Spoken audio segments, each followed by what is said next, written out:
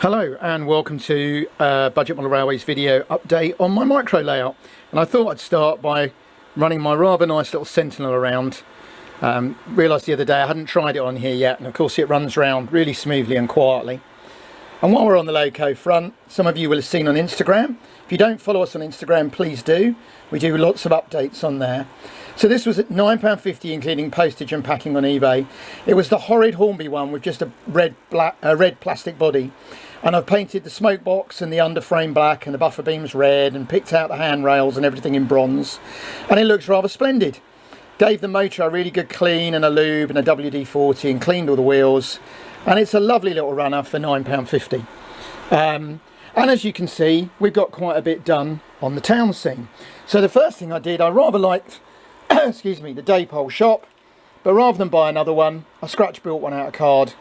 Potter's books. I've got so many second-hand books, I could open a bookshop. It's even got little books in the window, look. So I was quite pleased with that, and that's going to live there.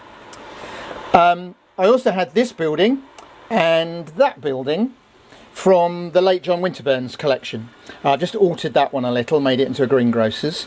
And I finally made it yesterday to Richard at Classic Rail. Did treat myself to a little terrier for Christmas. But I also bought a couple of buildings. So there's a lovely Barclays Bank, which obviously is no longer in the range. And I got another one of these. I've also built that from a super quick kit. So I've got a little supermarket.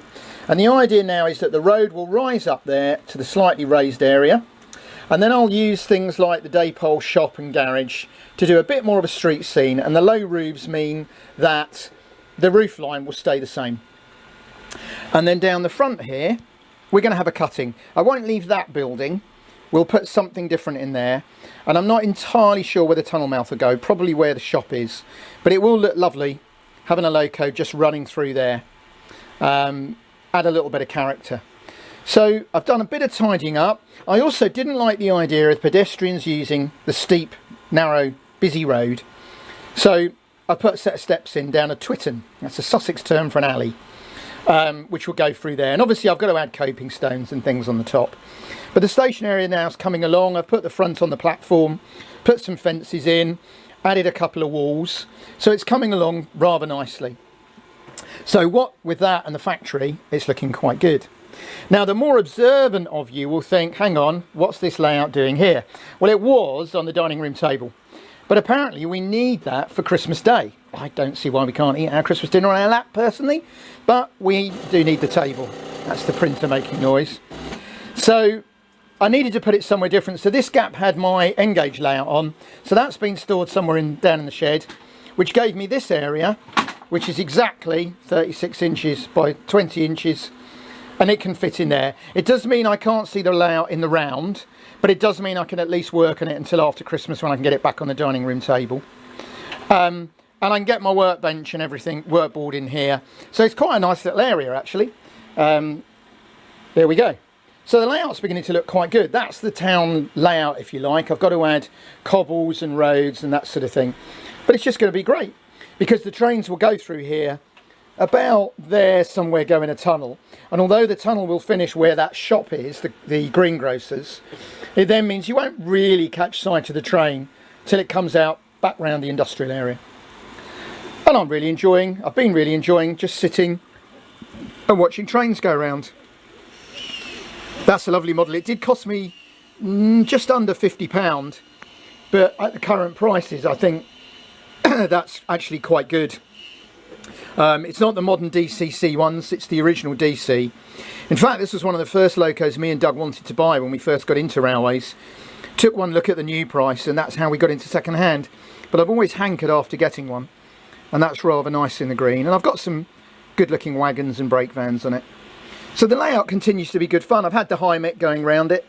And I've got quite a large collection now of 4.0s. And obviously I'll have my terrier at Christmas. So I'd probably better stop buying locos now. But there we go. So it's got a new home for a little while. It's quite a nice little work area. I can build things and watch trains go around. But I am pleased with the way the town scenes come along using the super quick buildings.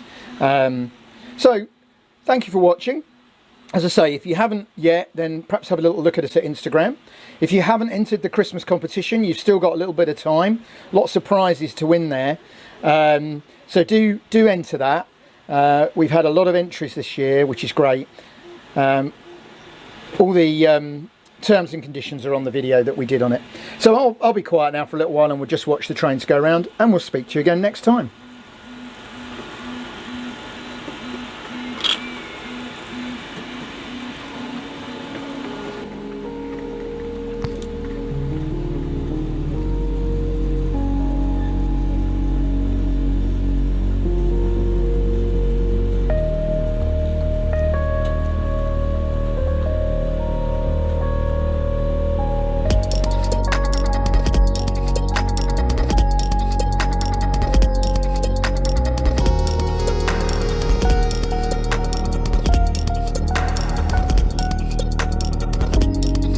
Hi, thanks for watching the video and for the nice comments. Click on the left for a previous video in this series, click on the right for another video you might enjoy, and please don't forget to click to subscribe, like, comment, etc. Thanks again.